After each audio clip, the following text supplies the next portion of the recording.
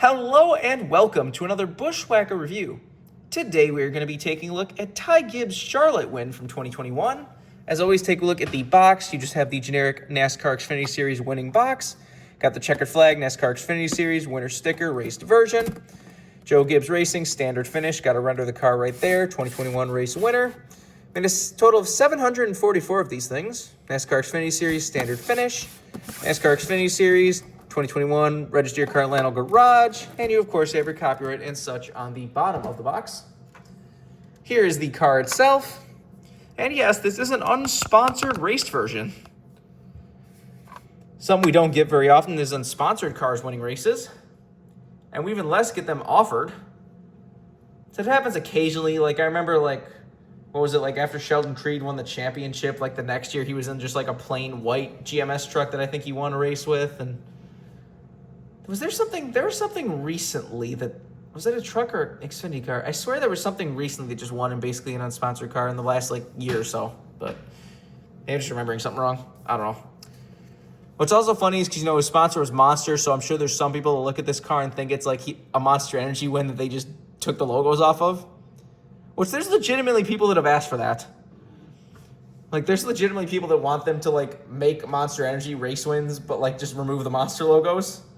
So it would just look like this, which is just, no. I'm kind of glad Lionel's not going to do that, because that would look incredibly stupid. But it is definitely cool in this case to actually get just a solid black unsponsored race win like this. Anyways, of course, just come with a few things. You have your race winning sticker and your stat card. You see he was in a generic Toyota fire suit during this win.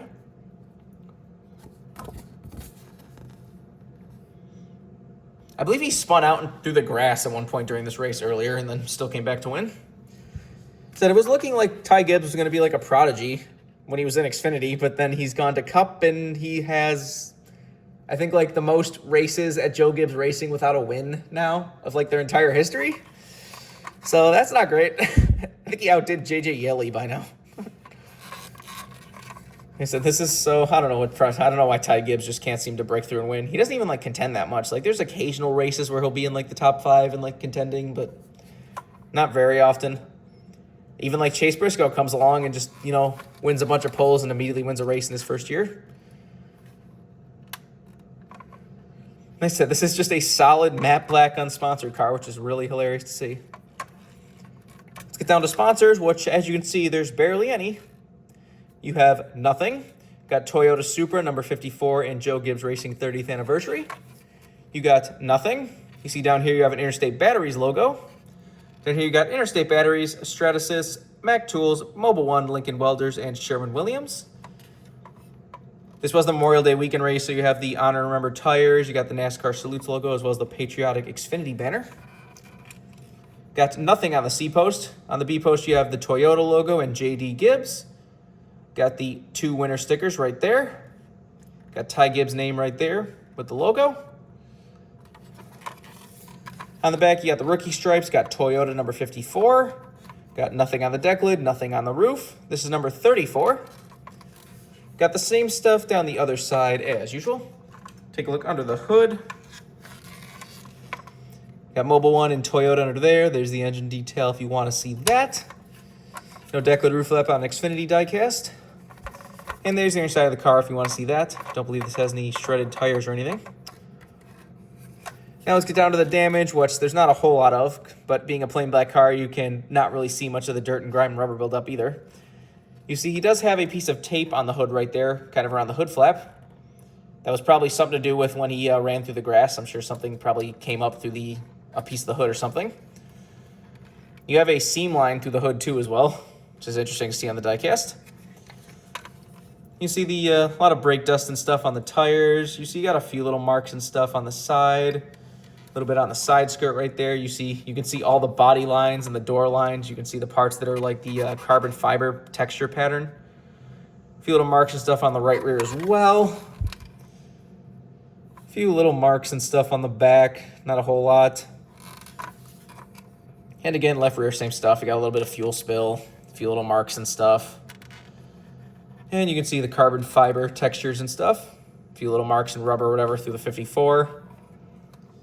Said Not the most exciting race to win, but it's definitely a really funny race win just to actually just have a plain black race win like this. And just seeing a fully unsponsored Joe Gibbs car is also just crazy to think about. So that's not something that happens very often. His first year was weird because he wasn't really running Monster Energy very often. He was running it occasionally, but then it would be unsponsored.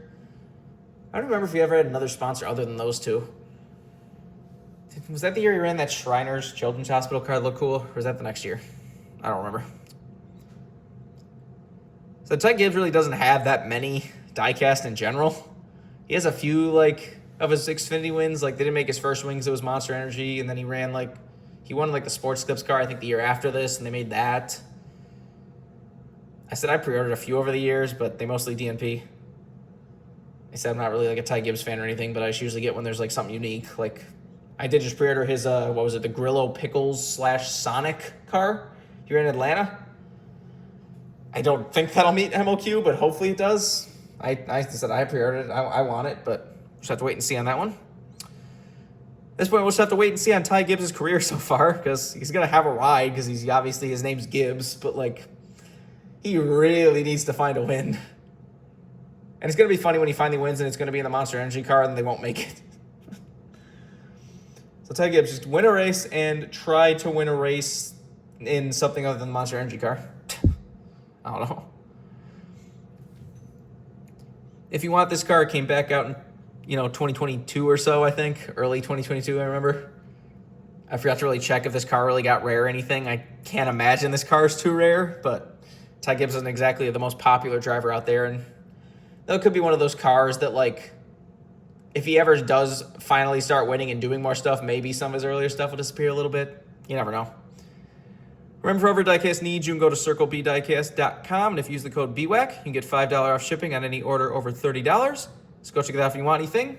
But I think pretty much all there is to say. This has been a review of Ty Gibbs' Charlotte win from 2021. Hope you enjoyed, and thanks for watching.